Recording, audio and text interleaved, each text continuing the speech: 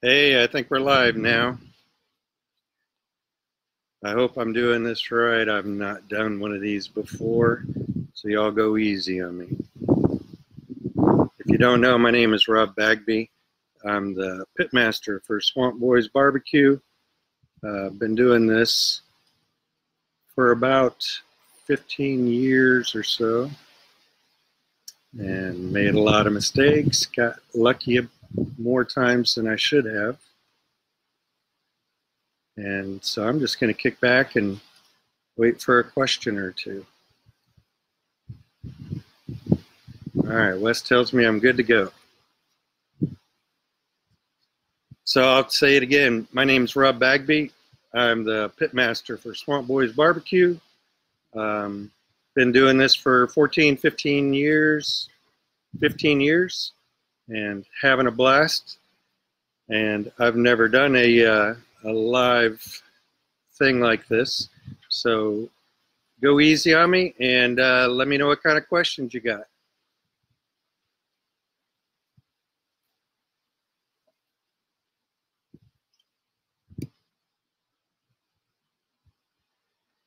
Hey, Mindy. Hey, Stump. So I don't want to just sit here looking at my reflection. So I'll tell you a little bit how I got started. I'm a teacher and special ed teacher, and the school that I worked for probably 16 years ago was doing a fundraiser to help pay for stuff at the school. And the guy who was doing it wasn't really a barbecuer. He was a good friend of mine, but he wasn't a barbecuer. And he wanted to cook and sell half chickens. And so he asked me if I would help him.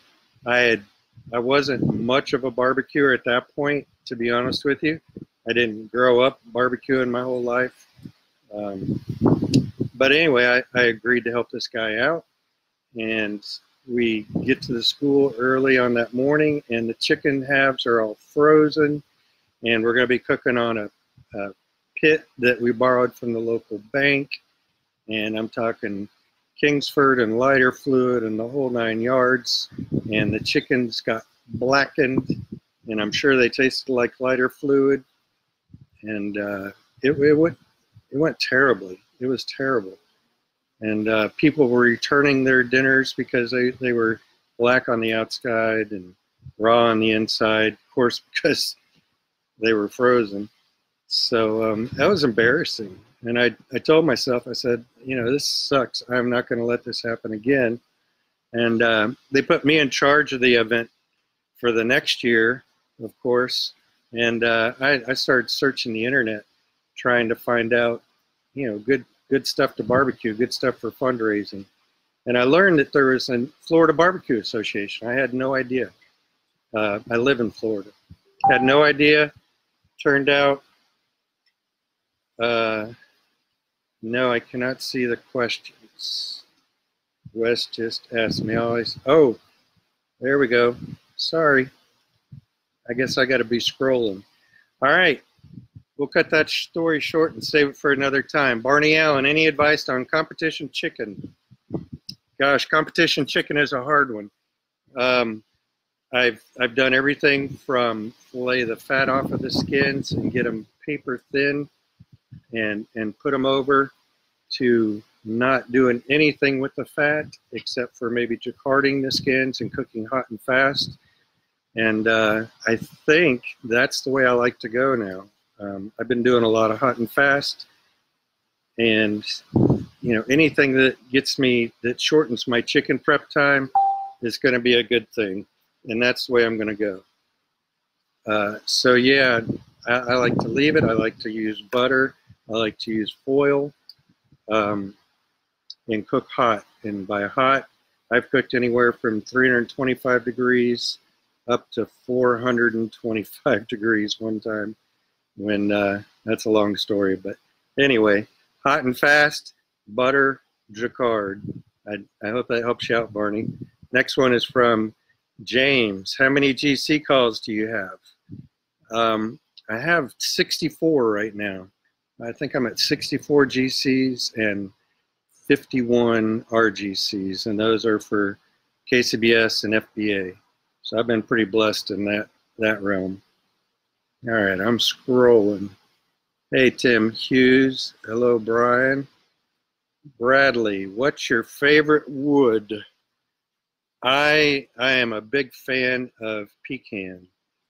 If I can get the right pecan. I'm learning the hard way that there's different kinds of pecan.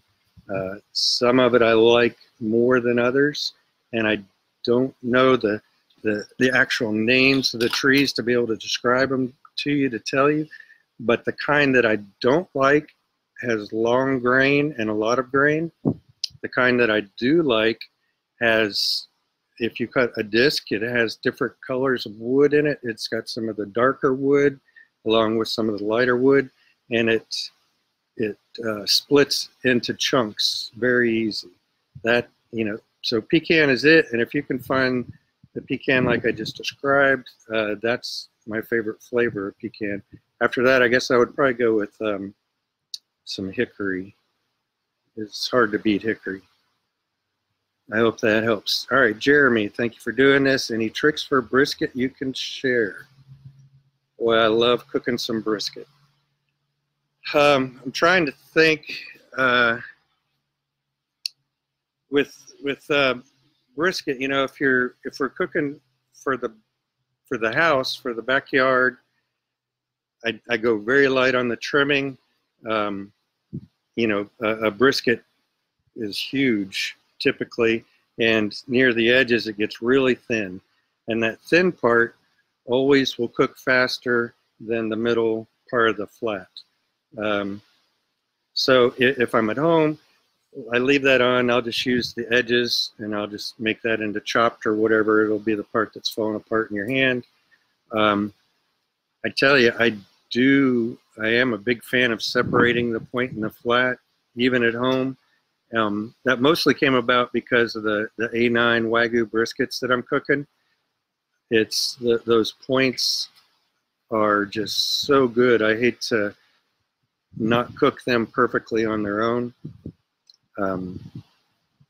You know, I guess it's two different questions if we're looking at competition or backyard. So maybe, well, for whatever it is, I always take it a little bit hotter than what you think it needs to be, because they always tighten up a little bit as they rest. I mean, I could talk for hours and hours on brisket. I like to cook in a pan, unless I'm cooking at a contest, and I love to drip that fat over the hot live coals. That flavor you get from that is just amazing. At home, and eventually they do go into the pan. That au jus you gather in the pan is like money in your pocket. Save that, strain it off, separate it in a fat separator, and use that. That stuff's like liquid gold when you're competing or at home. Those are a couple of things, and if you get a more specific something, let me know, and I'll try to go more into depth on it. Brian, my 22 kettles are sneaking up on me. Yes, they are. I actually, it's going backwards from what I see. The yellow one right there actually is cooking a rotisserie chicken right now. And the one right behind me here, the gray one, is a 26, probably 40 some odd years old. And then this is all backwards from what I see. And then the red is another old one. I've got 20 more behind that. I love my kettles. All right. Hey, Randall. Hey, Scott. Scott's a big kettle collector also. Hey, Eddie. Jason, Sebastian. Roger Kirkland, what's the complete recipe for my bootleg red vinegar sauce?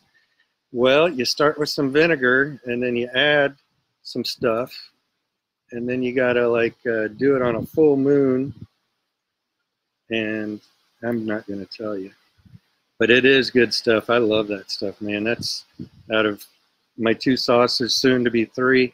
That is by far my favorite. It's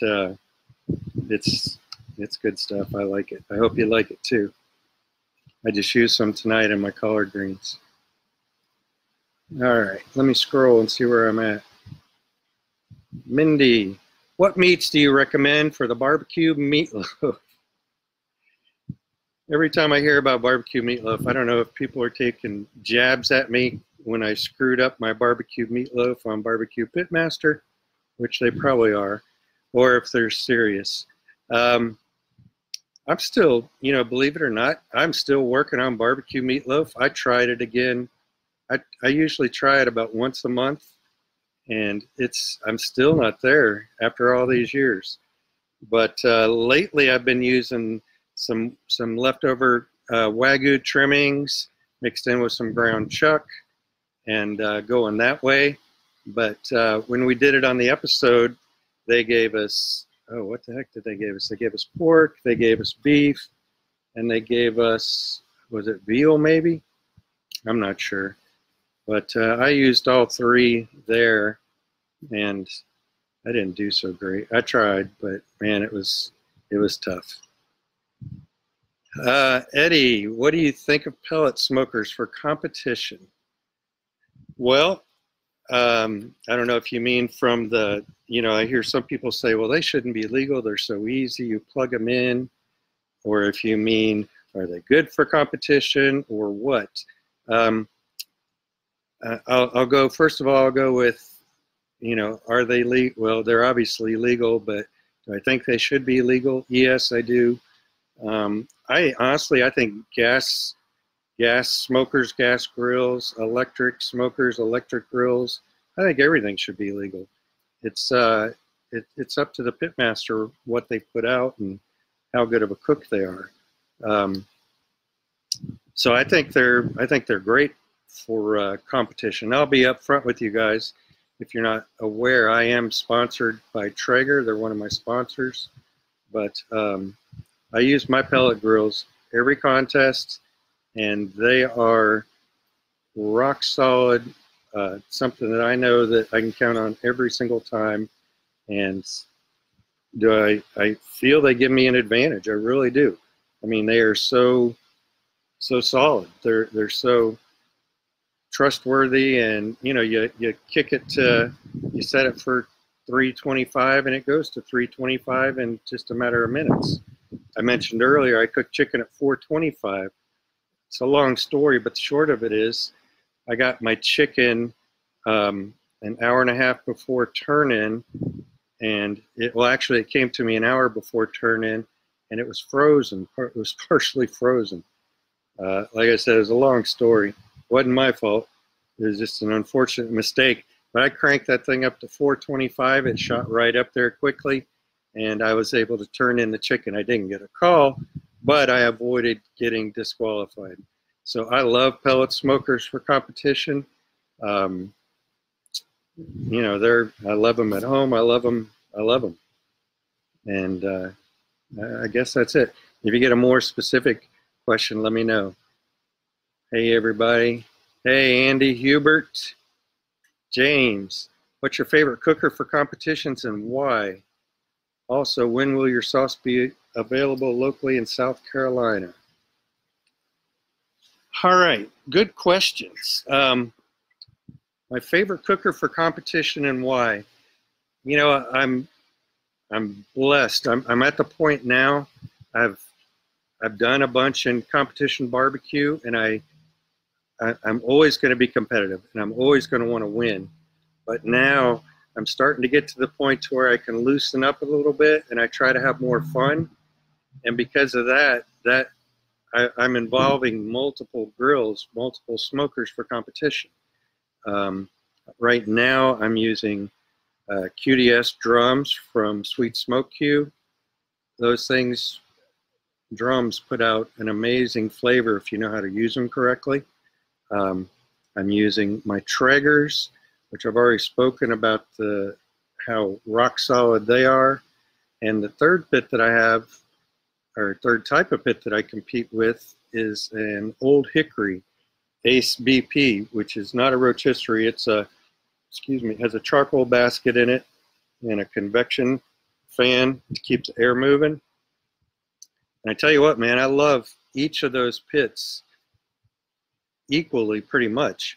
They all have their strong points. The drums, like I said, the flavor, the simplicity, they're light, they're easy to travel with. You can throw them in the back of a truck and go win a contest with 3 or 4 drums. The Traegers, I've spoken about those. Not as easy to throw 3 or 4 in the back of your truck, but they travel well on a trailer, and you know what you got when you get there.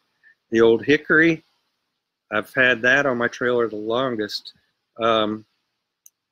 What I really like about that is the convection fan blowing. The bark that it puts on my meats is pretty amazing. So, actually when I'm at a contest, I have 5 pits going come Saturday. I'm cooking on 5 pits. It's kind of like a 3-ring circus. I got stuff going everywhere. But it's not because I don't just like one, it's because I like them all.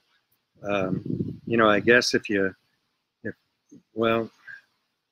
hate to pick just one. Those 3 would be my top 3 though. And I've also cooked on Deep South smokers. Those are so awesome, so bulletproof, as well as stumps are. Gosh, I've cooked on Langs. I've cooked on so many different pits. And, if I give up a certain pit, it's not because I don't like it anymore or anything like that. It's because, well, maybe I just wanted to mix things up. I wanted to try something new. And that's what I'm kind of doing now. And I'm having a lot of fun. When will my sauce be available locally in South Carolina? I think it's at one barbecue shop, and forgive me, I can't think of the name of it right off the top of my head. I think you guys have Publix in South Carolina, and if you do, if you start to create a demand inside Publix for it, and usually they say that sending an email to a particular store is better than doing it in person. I figured doing it in person was good, but they say sending an email to customer service or to the manager of the store is more helpful. And I think if you can load up on those requests, my distributor covers Publix. We just have to get them to move it up into South Carolina Distribution Center. So I would hope for that to happen sooner than later. We're already creeping up into Georgia some, which I'm very thankful for. Let me scroll down here. Andy, is a bootleg red available in the 5-gallon bucket size yet?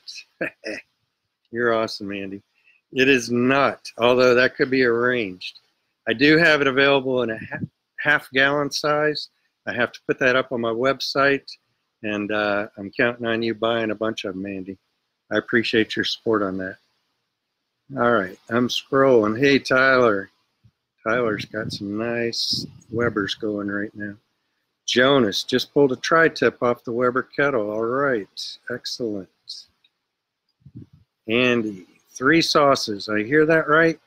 Yeah, and if you've heard me doing anything on interviews like this before, you've probably heard me mention my 3rd sauce. I think I've been talking about it for 2 or 3 years now, and I am so slow to get it to fruition and to reality, but it's a mustard sauce. We got the name, we got the label, we got everything. I've just got to get it just right and get it so my packer can reproduce it the way I like it. And I'm retiring here pretty soon, and that's going to be my #1 priority, is to get that mustard sauce ready for market. It's delicious, and it's low carb, and that's what I'm working on.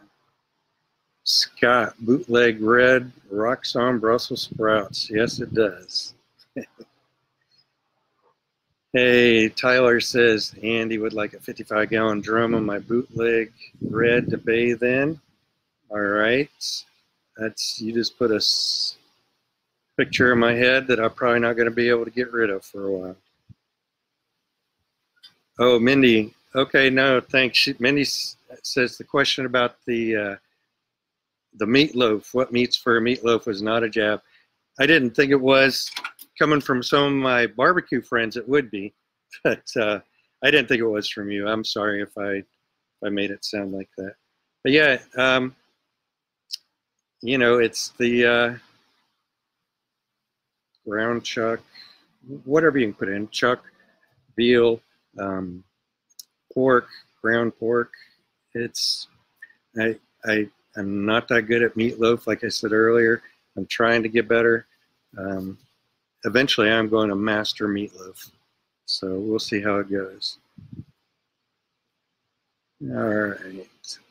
Oh, there's JW here. Andy, admit it. How many Weber kettles do you have? Or are you like me and honestly don't know?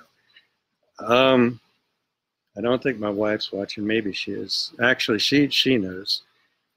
I'm not exactly sure, but I think it's in the 40s, maybe. All but about 3 or 4 of them are probably 35 to 55 years old. So I'm not just a hoarder collecting random Weber grills. It's a collector's thing for those of you who aren't familiar with it. There's a small group of crazies of us who like to collect the vintage made in America Weber kettles. The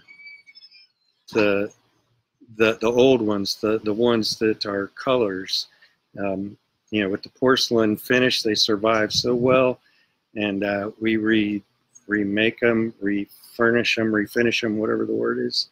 I'm looking at my dog over here, and they're just like brand new again. So yeah, I enjoy collecting those a lot, and it is kind of an addiction. All right. Tina loves her pellet cooker too. Their pellet cookers they're awesome. Brian, tell everyone what you did with your Webers when the hurricane came through. Well, you know, like I said earlier, they're collectible, and they're light, and they're easy to get airborne. So I did what any good parent would do when I saw a hurricane was coming, and I brought all my kettles into the house, and I put them in a safe haul, lined them up and down the hallway. There were probably 10 or 12 that you could see in the hallway, and another 15 or so scattered throughout the house, because I didn't want my babies to get hurt. Come on, man. So yeah, I bring them in when it gets dangerous outside. They're all clean on the inside. Not all of them, but most of them. They're not being cooked on. I have about 5 that are in the cooking rotation. Buddy Goodwin, how you doing, my friend? He wants to know what a pellet cooker is. A pellet cooker is a type of cooker that you plug in, and it makes half of the barbecue enthusiasts furious because you're using electricity, and it makes the other half of the barbecue enthusiasts happy because they're cooking on mini 100% logs, and their life is easy. All right. Hey, Rub from Tiki Time. Hey, John. How you doing, buddy? Hey, Cam. Thank you. Good afternoon. Eddie, my good friend Eddie Medlin. What do you owe your success in barbecue competition? And did you have someone mentor you or through trial and error? Good question. Yes to all of that. I had mentors. The very first team who brought me in under their wing was Joby Stanlin, who at the time was president of the Florida Barbecue Association, and he was the owner / pitmaster for the Dixie Boys. And he brought me in, allowed me to cook with his team. I was the do boy. I did all the crappy work. I've been looking up at the camera, but if I do that, I'm looking above you guys, aren't I? I'll look at myself. No, maybe not. Anyway, I did all the setup. I did all the tear down. I did some of the trimming. I did a lot of watching and learning. I did the dishes. I was the low man on the totem pole. So I did all the crap stuff. I got to watch. I listened to them as they're building boxes and what should go in here, what shouldn't go in there. I also spent a lot of time watching a good friend of mine. His name's Kevin Bevington, and he owns homebbq.com. And Kevin was a force to be reckoned with in the Florida Barbecue Association back when I started, which was just about in the beginning. He was probably at least 5-time Team of the Year. Kevin cooked on a Lang smoker, a reverse flow 84, and I would go spend long evenings into the morning talking to Kevin, watching Kevin, just kind of soaking up everything I could that Kevin was doing. And, you know, those were some great times. It was always quiet. I learned a lot. Kevin's chugging coffee. I'm sipping on a beer, and had a lot of fun. I really enjoyed those times. So, and I later on took a class from Kevin. It was my one and only class I've been to, and helped a lot. It reinforced a lot of what I knew, or reinforced a lot of what I was already doing, which gave me confidence. And I tell you, with barbecue, a lot of it, in my opinion, is confidence. If you know what you're doing is correct, or a sound method or a sound technique, then you can give it your all and work to make that an even better method or technique. So what do I owe my success to? I owe it to Joby and the Dixie Boys. I owe it to Kevin Bevington on homebarbecue.com. I owe it to a lot of trial and error, lots of trial and error. I've had a lot of pit fires, grease fires. I've burned a lot of stuff. I also owe a lot of it to the fact that I didn't have a lot of money when I started out. Well, I still don't have a lot of money. I don't have a lot of money, so I can't just go buy my way into this stuff and buy the knowledge and buy the best cuts of meat. I mean, I literally started at the bottom. My wife, at the time, my still wife, but at that time, she gave me $100 a month allowance to do my barbecue with. And so I had to, any barbecue stuff I wanted to do had to come out of that $100. And you can't do a whole lot of barbecue, and especially competing with $100 a month. So I took that $100 and I saved it for a couple months. I bought a WSM. I would cook food, sell it, pre-sell it to the teachers at school. I would take that smoking WSM on a Thursday, well, start it Thursday night, throw it in the back of my truck, haul down the road with smoke billowing out of the back of my truck and the smoker, get to school, set it up, and then when my planning period came around, I would pull the pork, bag it up, and go sell it. And I get like an extra, I don't know, 50 or 100 bucks. So I did that over and over and over. And I just kept reinvesting and reinvesting in my trade, and got me to where I am now. So it was a lot of hard work and a lot of good mentoring from some really cool guys. Eddie says, they do have Publix in North Myrtle Beach, South Carolina. Well, I need you to hit that Publix over and over and over again, Eddie. Tell them that you really want to see your Swamp Boys up in there. Johnny Young's got some wangs going on as performer. He puts out some beautiful food. Any shot at more rubs? Your original is in my top 3, says Andy. Yes, I actually have ordered some more, or I've just received some more specific, hard to get your hands on seasonings from my provider, and I'm working on 2 more rubs. I want I'm going to have a steak rub. I'm going to have more of an all-purpose rub. I love my rub now. For me, it's the only rub I've used on ribs since pretty much day one, and it's helped win me a lot of money. Maybe it's because I use it so much on ribs that I don't really want to use it on chicken or anything else, but it does go good on that stuff. But yeah, so I'm working on some more rubs. Yeah, I'll be retired here in just a couple of weeks, and that's when I'm going to get the lab going and hopefully get my creative thoughts going and crank out some stuff. Wes Phillips, crown roast recipe. Oh gosh, I'm going to be honest with you, Wes, I've never done a crown roast. I've seen them, they look awesome. I wish I had. I want to.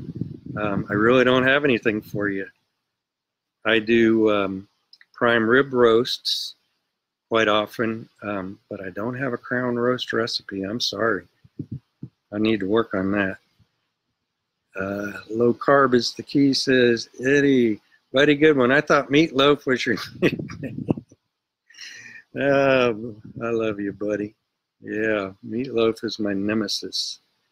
Eddie, I'm going to try barbecue meatloaf with your sauce. Eddie, I think that'll be delicious, especially as the glaze. The glaze that I used on Barbecue Pitmasters, even though it didn't help me win it, but it was basically my sauce. So it's very good. Tina Cannon wants to know, do I have a PK? Yes, I do. I mean, everybody's got to have one, right? You can't have too many grills. Well, you can if you ask my wife, but I do have a PK, and those things are cooking machines. They're awesome. I love the fact that they still have, like Weber's, they still have their original design from, what was it? I don't know, 50 years ago. And the cast aluminum, those things are awesome. I thought about selling my PK, but I know if I did, I just want to get another one. Mindy, we love our pellet smoker, and she can cook on it. Yes, Mindy, you could cook on anything. It just takes these grills and these smokers. They're really not that hard once you get over the big thought of them, the intimidation of them. They're just basically ovens, and once you learn how to run them, they're a piece of cake. Jordan Maxwell, man, right there. Love the American flag in the background. Yeah, there it is. My buddy Jason Whitcomb from Unknown Smoker Accessories fabricates those. He was listening earlier today. I don't know if he still is or not. He makes some awesome stuff. Jordan's finishing up some hot and fast Swamp Boys ribs now. Come to my class, he says. Tons of great information. Thank you, Jordan. I appreciate that. James, are you interested in teaching a drum class? If so, take my money. I'm ready. Yeah, I would happily do a drum class. And I'll tell you, James, when I do a class, for the longest time I was low and slow. For the last few years, I'm hot and fast on a drum. So my current classes involve both hot and fast and low and slow. And I'm cooking on, I always cook on at least 2 drums in my class. I'll show you the difference. We compare the meat off the low and slow compared to the hot and fast. It's an eye-opening class. It's if you've not had the opportunity to compare competition level food off of a low and slow type cooker versus a drum type cooker, it's pretty neat. They're both amazing products in their own way. I obviously have my favorites right now, but I'd love to have you come on out, and those drums will be going, I promise. Cam, remember that time in Fort Worth with us? Cam, are you I do. I can't remember. We were out there for the Steak SCA World Championships. Went out there to compete, and I seem to remember, Cam, did you help me get an Uber maybe or something? I mean, I know we hung out and did stuff, but gosh, that was a while ago and a lot of contests ago. You're going to have to remind me, but I do remember you from there. Andy, love the starting at the bottom story. Thanks. Eddie, do you take a generator in case power goes out with the pellet cooker? Good question. Yes, I do, unless it's set in a long-standing contest where I know their power supply. If that's the case, I don't take one. But yeah, if it's a newer contest or it's a questionable power, I have I borrowed my dad's little small Honda quiet generator, or if I think it's going to really be a concern, I take my 2000 Honda 2000, I think it is. You just can never be too prepared. Mindy, the hubby said, how can you become a part of Swamp Boys barbecue team? Well, that's a good question. You can be part of the Swamp Boys Nation just by loving what we do and supporting us. Being part of the team, that's hard to do. I have several teammates, but on a day-to-day basis or a week-to-week basis competing, it's only me. That may change in the future, but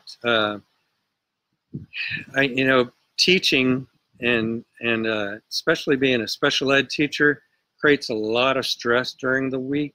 Can create a lot of stress during the week. Doesn't always. A lot of it's awesome.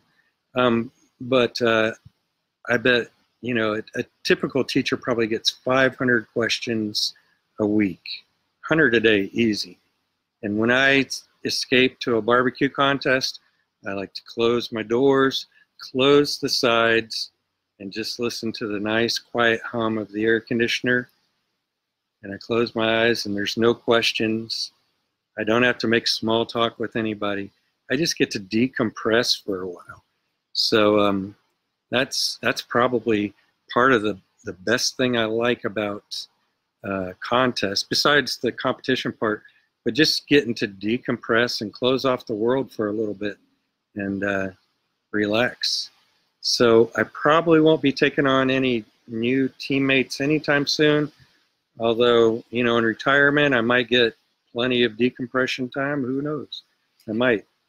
We'll see. I'll keep you in mind. Eddie says it's in the local section in Deerfield Beach. Thank you. Wes, any thoughts on doing a keto sauce commercially? Honestly, probably not. Well, I say probably not. Maybe. I don't know. To get a product ready for market commercially takes a good chunk of money and a lot of time and effort. And the keto market, although it's growing, obviously, I don't know if it would be a good return on my dollar. Maybe it would, maybe it wouldn't. I know that my Bootleg Red is sort of keto friendly. I mean, it's not, but it's more keto friendly than my other sauce by far. I don't know. Yeah, I'll see. I just might get on a creative streak, and who knows? I just might blow it up and come out with the next biggest keto sauce there is. You got me thinking now. James, do you still have a Mojo bottle openers available from the trailer floor? I do. I'm actually getting down to the bottom of my stash. I would guess that I have probably 10 maybe. That's the bad news. The good news is sometime over the summer, I've got to replace the back half of my trailer floor, which I'm not sure if I'm going to make bottle openers out of those yet or not, but there's a possibility that there will be another batch coming. So I do have a handful of them now, possibly more coming. Brian Coleman, Wes Phillips, what's your favorite non-competition meat to cook? That's a good question. I love, for dinner tonight, I just cooked, I bought a sirloin cap and then trim it down to picanha cuts. Those are so tasty. I love the picanha. I love salmon on the grill, especially planked salmon. You get that little bit of cedar smoke in there. Although you would never use cedar to smoke with, but on a plank, it seems to be okay. It's good. So I really enjoy that.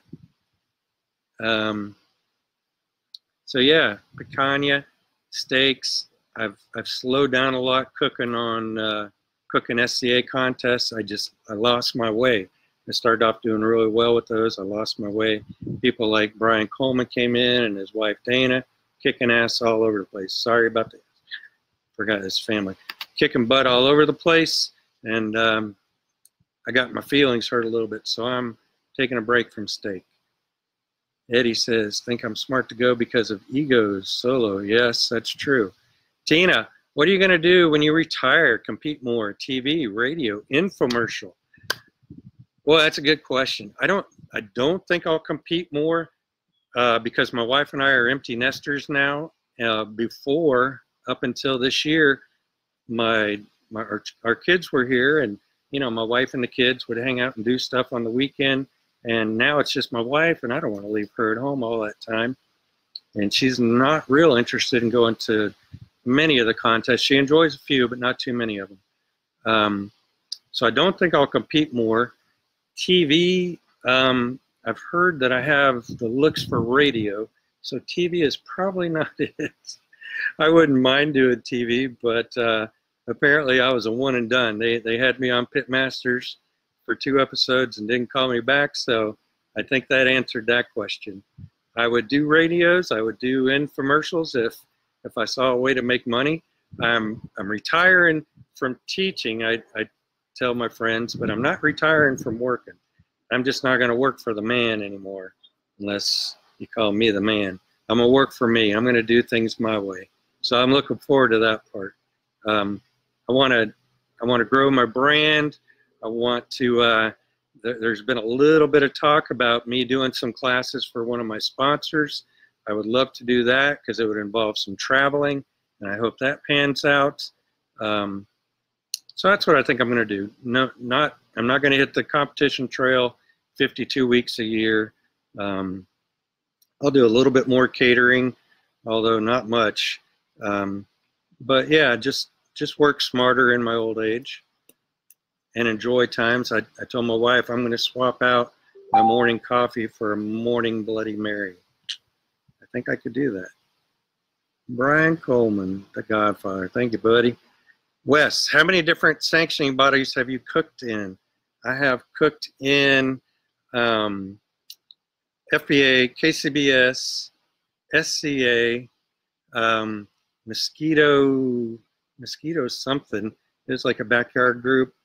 I've cooked in NEBS up in at the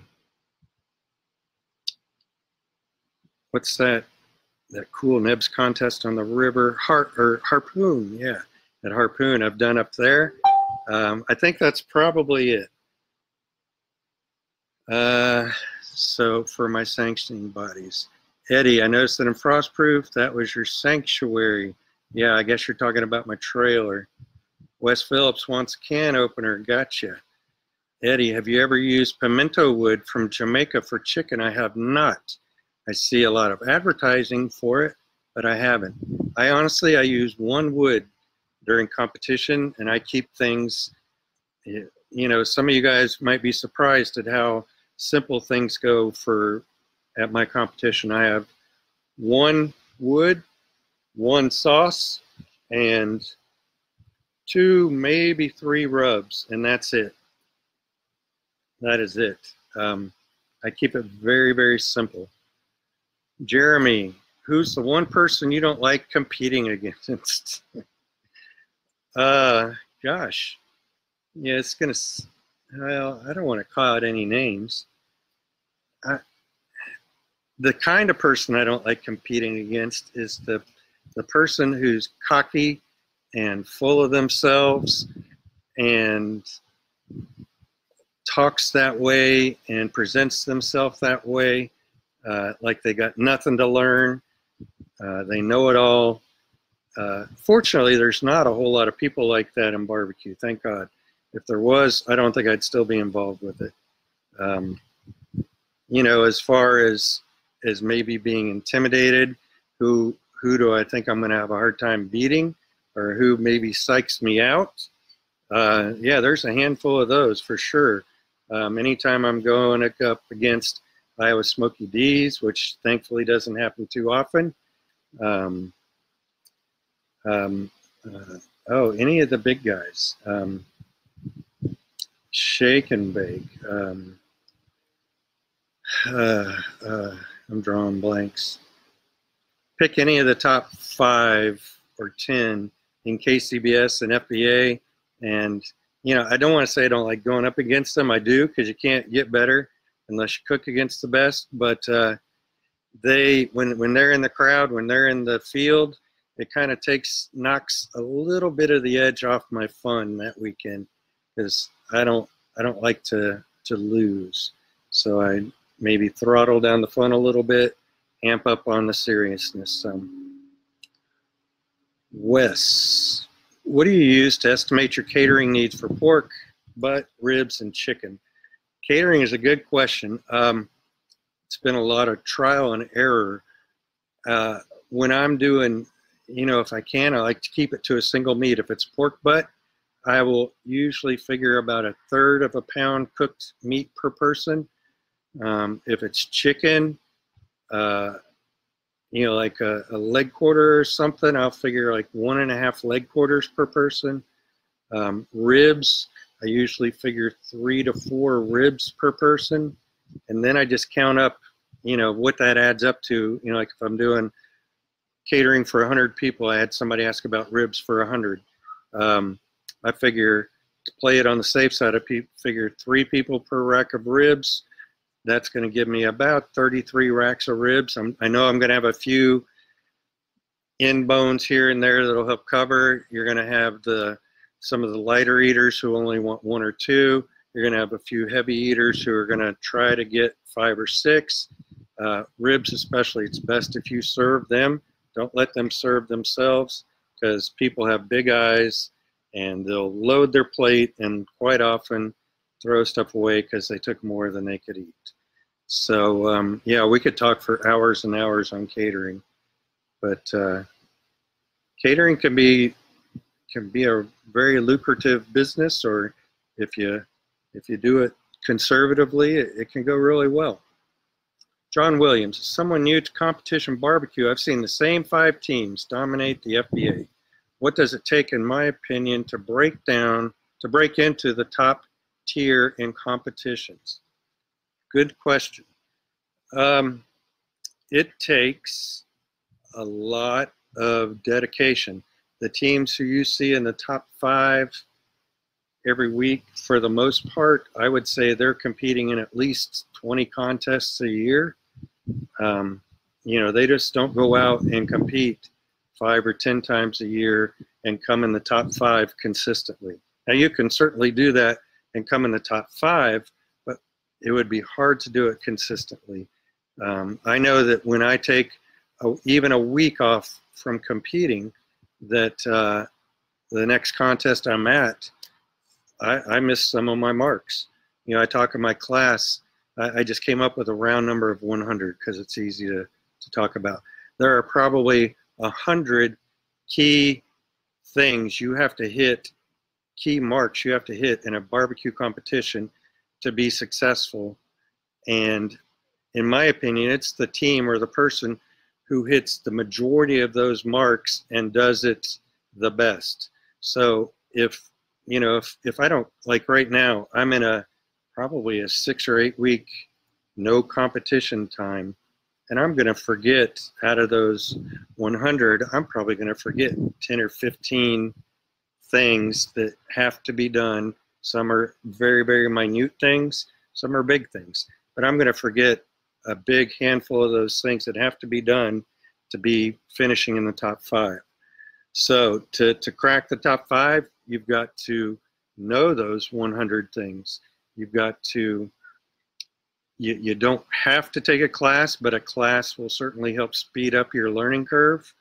I would warn people against taking too many classes unless you're good at pulling out, certain tidbits here and there. I've seen some guys who take my class and other classes and class after class, and they're not really getting any better. I think they're getting information overload. They're overdoing it. They're thinking too hard. When you take my class, everything is very simple, basic, but it's all very sound, proven techniques, and we just learn how to execute them as close to perfect as we can. So what does it take? It takes a lot of time, it takes a lot of effort, it takes a lot of skill. And you have to know, something I learned early on, you have to know who to pay attention to and who to ignore online. Because a lot of people will figuratively pound their chest and scream figuratively on the internet saying stuff, but just because they're the loudest or they post the most often doesn't mean that they're the best. So you got to keep that in mind. You got to pick who you're going to follow, pick who you're going to learn from. Same with YouTube videos, and just be a wise learner. I hope that helps some. James, do you use a specific charcoal in your drums? I do, and I will preface this again by saying I am sponsored by Nature's Own, Basque's lump charcoal. It's all sugar maple. I was using them way before I was sponsored by them. It's all I've used for probably the past 5 years or so. The stuff is, it's, in my humble opinion, it's the best lump charcoal, the best stuff out there. There's other stuff that I'm not exactly sure what they make their lump out of. Maybe it's all the same hardwood. Maybe it's scrub stuff on the side of the road. I don't know, but I do know that Nature's Own is all sugar maple. It comes from Canada, and I guess I'll just let my results speak for themselves. It's been it's been a big part of what I do over the past 5 or 10 years at least. See, Eddie, thanks for stopping in. Wes, have you cooked MIM? Any thoughts on Tuffy's win? I have not cooked MIM. I've toyed with the idea a couple of times. I've been invited a couple of times. I'm not a fan of the dog and pony show. I've never done one, so I don't know. Maybe I would enjoy it, but I just don't know. I have a feeling I would choke up on that and say something stupid or forget what I was going to say. So I don't know. I'll never rule it out. I think it would be fun to do it and go help a team sometime.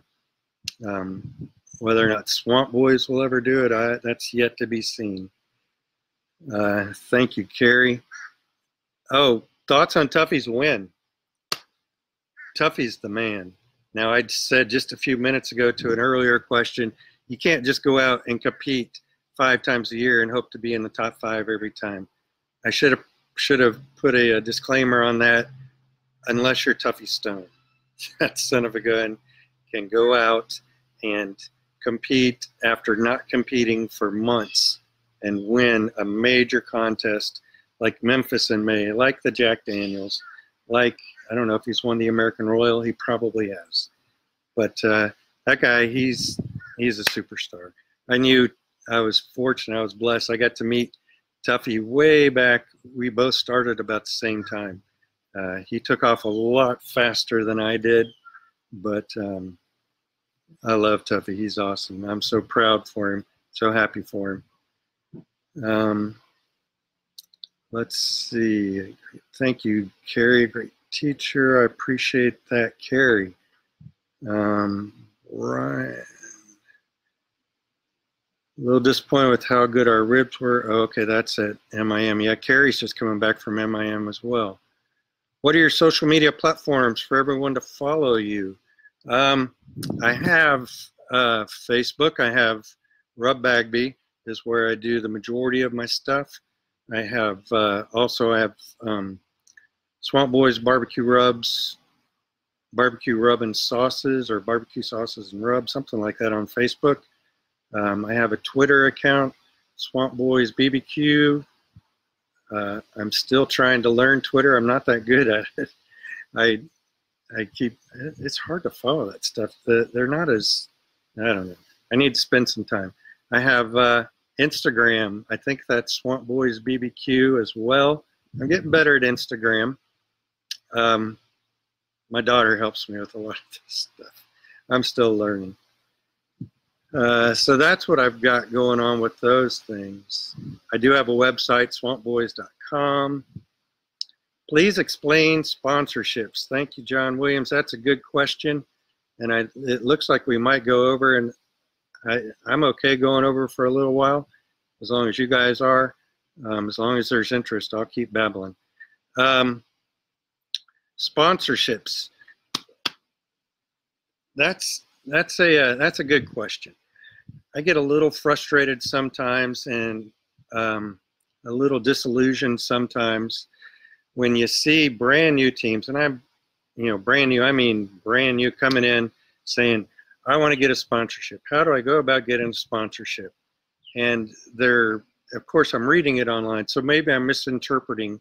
I hope I am. But I'm getting the impression that some teams feel like they are, because they're a team, they are owed sponsorships. And that's the wrong mindset to go about it. Totally the wrong mindset. As a person or as a company who does do some small-time sponsoring, not a good way to go about it. I've been blessed. I have quite a few really good sponsors now, but in the beginning, and I recommend this for anybody if you're starting out, you got to give your sponsor something that's worth something. Now, yeah, hanging a sign up is good, but and it gets you a little bit of exposure, but that's not going to really, honestly, it's not going to bring much to the company who's sponsoring you, most likely. I mean, I don't know when the last time was I went to an event, saw a sponsor sign, and went home and bought that product. Probably not. So that's good. But, when I started with my sponsors, I offered them my barbecue leftovers from the competition.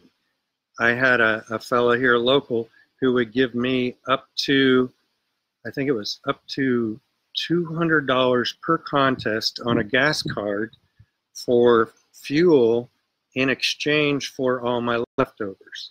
So he got, at the time I was cooking 2 briskets. So he was getting a brisket, he was getting several racks of ribs, no chicken to speak of. He was getting a lot of pulled pork.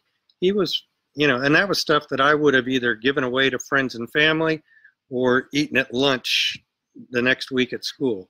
So I was able to trade my leftovers, something as simple as that, to this man for a $200 for gas card, up to $200 per contest. So I did that, and that helped a lot. And I would also, another thing I would do, wasn't really a sponsorship, but I would pre-sell my leftovers. The gas card applied mainly to out-of-state contests. So in-state, I would pre-sell my leftovers to coworkers. Hey, I'm going to be coming home with an extra rack of competition-level ribs. Are you interested in buying them? 20 bucks for a rack. I spend $8 to 10 bucks on them.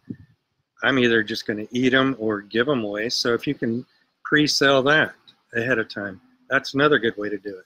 But don't go into it with the mindset that you are owed. There is no barbecue welfare, so to speak. Nobody owes you anything. I'll tell you, the people who I've been sponsoring are teams that already use my products, teams that are already blasting me out on social media just on their own. Do they have to be the best teams? No, quite frankly. And quite often, the best teams don't want you to know what they're using. So they're going to keep secrets. The majority of the teams, I sponsor some really good teams, but the majority of them are just regular guys who have a nice, clean, no drama presence on social media. If I watch your feed and there's drama, or you're bitching about stuff, or you're bitching about a product, whoever's product, I'm probably not going to sponsor you. But on the other hand, if you're posting good, positive stuff, you're doing charity work. I'm a big believer in doing charity. Barbecue lends itself so easily to helping other people. Charity work goes a long way. If you're doing that, if you have a positive internet presence, if you can write, if you can email me and you sound good. I mean, I've had some people who have emailed me asking about stuff, and just to be blunt, they don't have a very good command of the English language. Proofread your emails. Don't send out stuff with spelling errors. It sounds petty, but you would not turn in a resume with misspelled words. Know your product well. Come to me and say, hey, Rub, I've been using your sauce. We won here and here and here. You know, if you've been watching, I've been doing this on social media. I love it. I just want to let you know that I appreciate your product.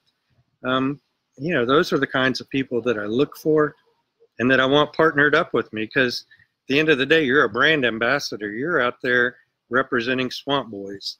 And I don't want a drama person. I don't want a dummy out there representing my company. I want a good face, a good, solid, good person helping me represent my company. So I hope that helps on that. I'm going to keep on spinning through here. I see some of you are leaving.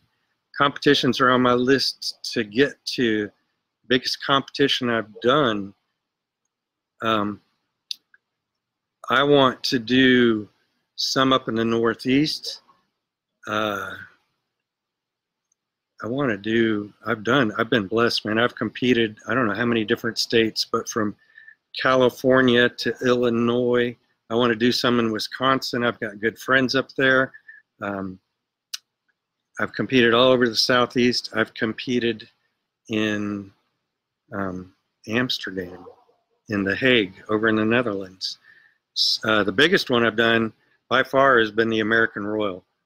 That was fun. It was a kick in the gut, we'll say, a couple of times, you know, because there's so many things going on there, but it was fun. I would love to do the Houston Livestock Show and Rodeo sometime. You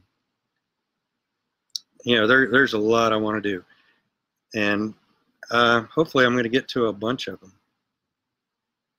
Let's see. Recipe for tri-tip. We don't get tri-tip very often here in Central Florida.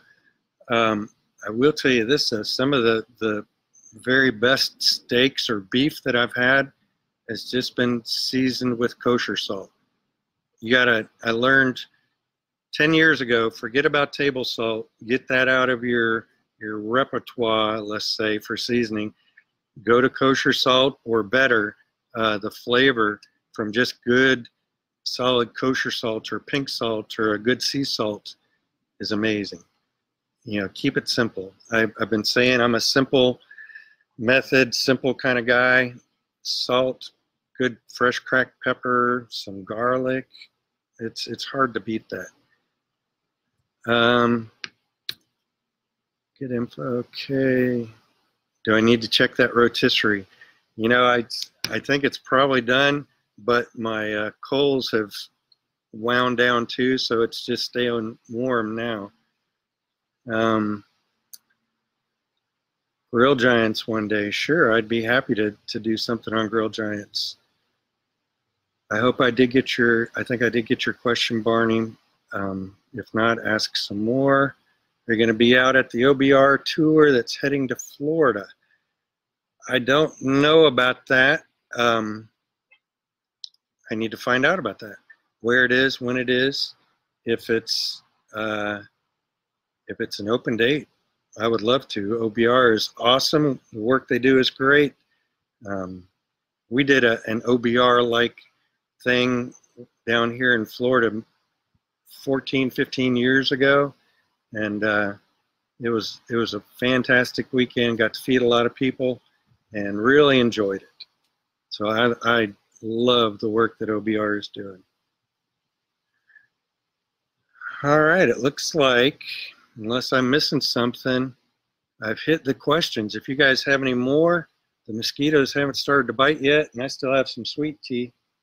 So I'm good for a couple more. If you want to wrap it up, we can wrap it up.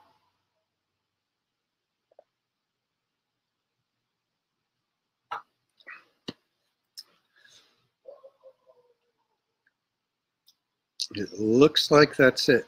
Oh, there's a comment. Thank you again. It's been a lot of fun. Like them up. Hey, I got a question, and I'm going to see this after I get off, but I've been seeing some frowny faces, some angry faces going up. What's up with that, man? What are you guys mad about? What you mad about, bro? I don't know what it is, but I'd be curious to hear why people are sending me frowny faces. But anyway, I appreciate it. It's been fun. Thanks for inviting me, Wes. I was worried about it. I was kind of nervous about the questions, but everything was cool. I enjoyed it. I hope I didn't babble too much, and I'd be happy to do it again sometime. So in the meantime, you guys be good and take care, and God bless y'all. Good night.